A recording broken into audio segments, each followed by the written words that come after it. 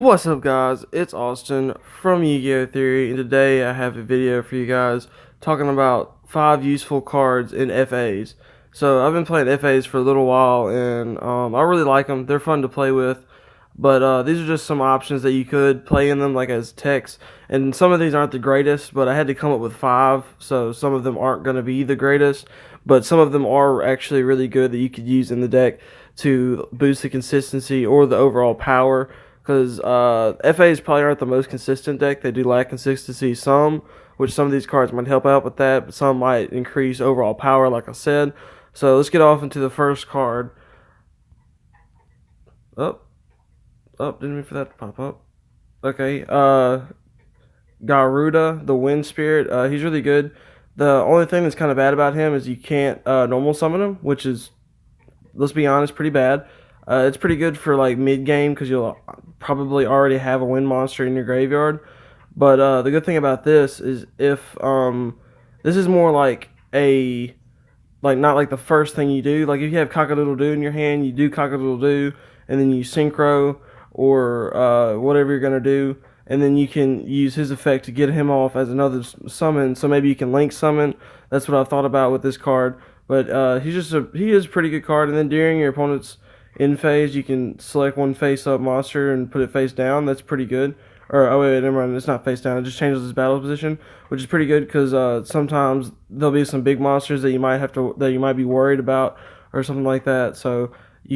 But they can just switch back whenever they go to their turn. So I guess putting them in defense doesn't really matter for FAs, but it is a pretty good card in general. So you could play it, but I probably wouldn't just because it's alright.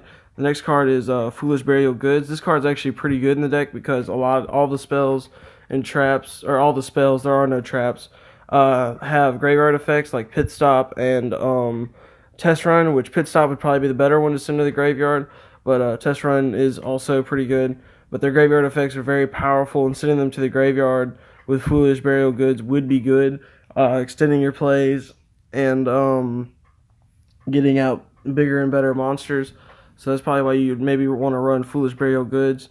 Next is Clearwing Fast Dragon. A lot of people actually don't know about this card. It's supposed to be like a Speedroid type of card, but I think you get it out of a magazine or something. I have one. They're sort of expensive, so if you want to get one, they are a little expensive. But during either player's turn, you can target one face-up monster your opponent controls that was special summoned from the extra deck, which is a little restrictive. And then until the end of the turn, changes attack to 0, and then its effects are negated. And then you can only use that effect, so it is a hard once per turn, so maybe you'd only run one. But you need a non-tuner that's wind, and then any tuner, so that works out for you. And then it goes into the pendulum zone if it gets destroyed, so that's nice. You're almost never going to use that part, but just the fact that it has it, it is nice to rely on maybe. Its pendulum effect has nothing to do with FAs, it's just you have to have Speedroids to use it, so you don't have to worry about it. But the negating helps you get a little bit of control over stuff. It's a good first turn play. It's either this or Ancient Fairy Dragon. And sometimes you can make an Ancient Fairy Dragon and then like get rid of it or something, and then make another synchro or something like that. So maybe you need a backup plan just in case your Ancient Fairy Dragon gets negated or destroyed or something. So this helps. And for the next card is Reasoning. Reasoning is really good in this deck because you want your spells in the graveyard. And if you there's not a monster in the deck that can't be special summoned, so or that can't be normal summon. So any monster you hit is just a free summon, and pretty much you want to summon any monster anyway, because another FA monster just gives you synchro materials. Even if you hit the Zodiac monster, is still good because you ultimately run the Zodiac monster to summon it anyway. You won't be able to pop your field spell later on, but that's if you hit the second one.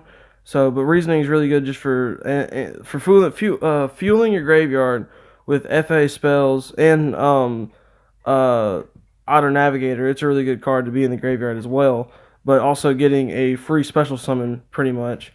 So that's why I'd run Reasoning. It is a really good card. Next is One for One. I run this in mine anyway. So honestly, One for One is one of the better cards. Sometimes what you don't really want to discard a monster, so it does kind of come in like you making a decision. But if you don't draw a field spell or a Auto Navigator, it kind of acts as like a uh, like a terraforming in this deck, sort of. So you activate it and then discard any monster. What's really good play is to discard an Otter Navigator to special summon an Otter Navigator, because you can special summon the other Otter Navigator out, and then it becomes level 3, and the other one becomes level 1. So you just normal summon a level 4, and you can make an Ancient Fairy Dragon, and then make a Crystal Wing. So it's a pretty good play in F.A.s using that. And so that's it for the video. If you enjoyed the video, please like and subscribe. I really appreciate it. I just did a giveaway on the channel not too long ago, so I don't know when I'm gonna be doing a giveaway again. It'll probably be a little while, but just stay tuned for that, and I'll catch you guys next time. Peace.